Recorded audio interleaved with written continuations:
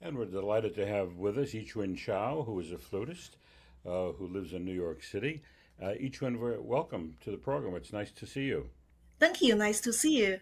Now, I want to start just by asking. I have so many questions to ask you, Hmm. but let's start with the Mozart. You picked a piece by Mozart Yeah. for your program, the Flute Concerto Number One, the first movement. Why did you pick that piece? So the first time I started learning this piece is when I was 11 years old, and I was studying it for exam. So I played this piece for an exam, but I never played it live with any piano or any orchestra.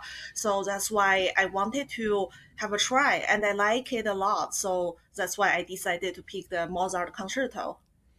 Yes, well, it's a wonderful piece, Mhm. and I'm sure you played it very, very well. What other concertos are in your repertoire? There are two Mozart's concerto. The one I played is G major, and then there is another famous one which is in D major, and that one is definitely in. And I also played a bunch of other concertos like the Stammis, like the Ebert. Yeah, and I'm actually planning to perform Ebert concerto and another concerto by Quantz this year in I see. 2025. Yeah, that's wonderful. Um, Now, how old were you when you started playing the flute? Because the flute is not an instrument that a 3 or 4 year old can play. How old were you? Right. At that time, I was 8. I was almost 9. Yeah, I picked the well. There was a program for like different wind and brass instruments when I was in elementary school, and then it was back in China, and then I look at the names of all of the instruments. I've never seen them before, and I find okay, the name of flute that sounds pretty interesting. Okay, I'm going to pick this one. That's how I picked the flute. And you were born in China? Yes, I was born and raised there. I see. What brought you to the United States? I did my master's studies here. I was studying statistics, and after that, I started working.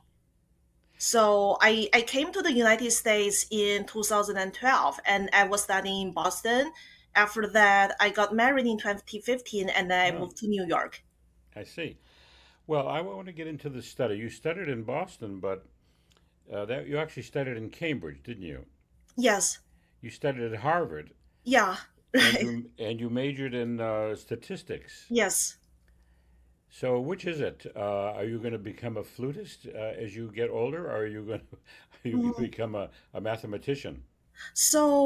Statistics is my area of expertise. Basically, it's different techniques and methods to deal with all sorts of data that you could imagine.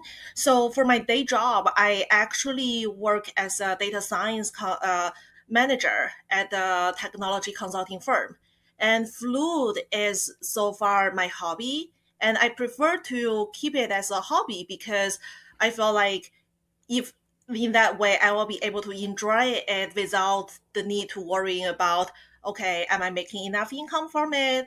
Okay, are people going to like my performance? Those type of things. Yeah, I just want to enjoy music. Well, you've managed to be very, very successful on the flute. When Mhm. I look at your resume, I see you're very involved with the New York Flute Club. You're Yes. a member of the National Flute Association Performance Healthcare Committee. Yeah. Now, is this something a special health care for flutists? For Yes. and what are the health challenges that a flutist would have? For Is it, example, performance anxiety is oh, I definitely see. one of the biggest health challenge, and there could be other physical challenges. For example, because the flute is so heavy on one side, and there Right. could be complaints about the neck, shoulder, arm, and fingers. So we sometimes receive questions from different people on that, and we also publish articles on a regular basis to address people's questions. I see. Um, well, that's very fascinating. So you really have a dual career because you are an accomplished musician, Hmm. but you're also a professional techie.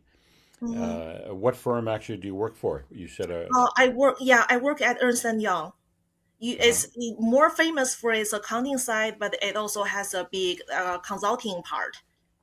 I see. Yeah. And when one thinks of data these days, I mean, there's so much data out there now, Right. uh, tons and tons and tons of it. I don't want to get too technical because this is about a music show, but how do you uh, synthesize the data and then how do you analyze it? In, So first, you need to obtain the data from somewhere, and usually the data could be pretty dirty in that there could oh, be a lot of missing information, or there could be wrong information. For example, somebody didn't enter their name in their inner form, or they entered their name in the wrong way, and it couldn't reconcile with another piece of records that we have on file.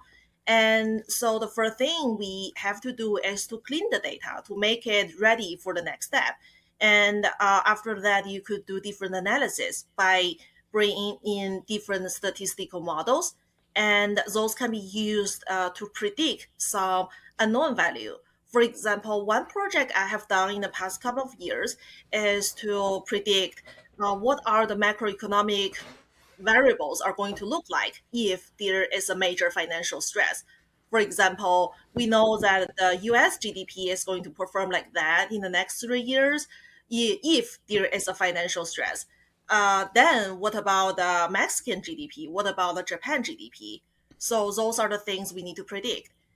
I And see. then after that, you will be able to like draw some business conclusions from the data that you have. So that's like a very high level process of how we deal with the data. Fascinating. And just one more thing before we get back to music. Sure. You studied in Switzerland at the ETH Zurich. Yeah. And before we started recording, I asked you if you knew about one very famous student there, and you Mhm. did. And that was Albert Einstein.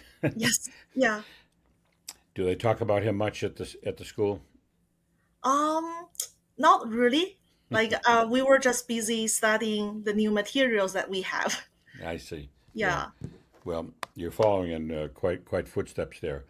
So, just to get back to music, so what are your future plans as a flutist? We know that you're a professional scientist, Hmm. and you're working with data, and that you have a Hmm. degree from Harvard. And by the way, I'm talking to you from Boston, and my brother went to Harvard, and Oh yeah. my father went to Harvard, and three of my uncles went to Harvard. So I'm very familiar Wow, with Harvard. that's That's right. a Yeah, lot. Yeah, that's a right. lot from your Yeah, family. that's right. So we're very aware of Harvard and the beautiful campus and the Hmm. Harvard Yard and Mm, all of yeah. that. But what are your future plans as a flutist?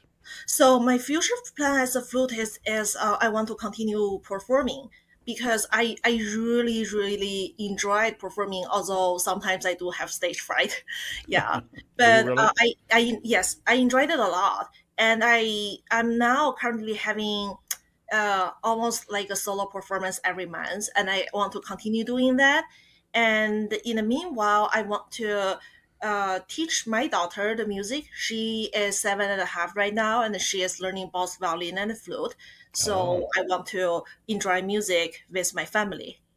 oh, that's wonderful. Have you been back to China very often? I went back last year in summer.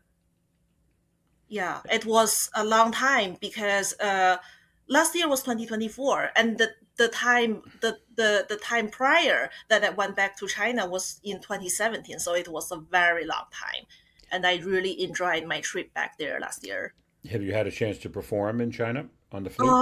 Not yet, but I would be really interested in to perform in China. But the only thing is that every time I go back to China, it's only 2 3 weeks, so I really have to plan it ahead and make sure everything is ready to go when I'm there. Yeah, I'm sure you will. I've been to China several times. Yeah. I did some work with the Shanghai Conservatory, Oh, I see. and Yeah. I did a radio program Uh, from the Shanghai Spring International Music Festival. oh, I see. Yes, and I got to know Long Yu, if you're familiar with Uh, Long Yu, oh, the co- yeah. the conductor, Yeah. and we worked with the Shanghai Symphony. So Uh, I'm sure you'll have an opportunity to perform there because, as I discovered, music is such an integral part of Chinese culture, and right. particularly classical music. And we did some work um, at the National Center in Beijing, Yes. the National Center for the Performing Arts, The the new NC. one, the like sort of in the center Yes, area. yeah, Yeah, I see. the shaped The, like an the egg. Oh yeah, the most famous one. Yeah. That's right. So I hope you get back there. Well, it's been wonderful to talk with you. You're a fascinating young lady, highly accomplished in mathematics and data and science and technology, but also you're a wonderful musician. So we wish you the best in both Thank you. careers. Yeah, thank you. And thank you very much. It's wonderful to have you on here. Yeah, thank you. Nice talking with you. Bye bye. Bye.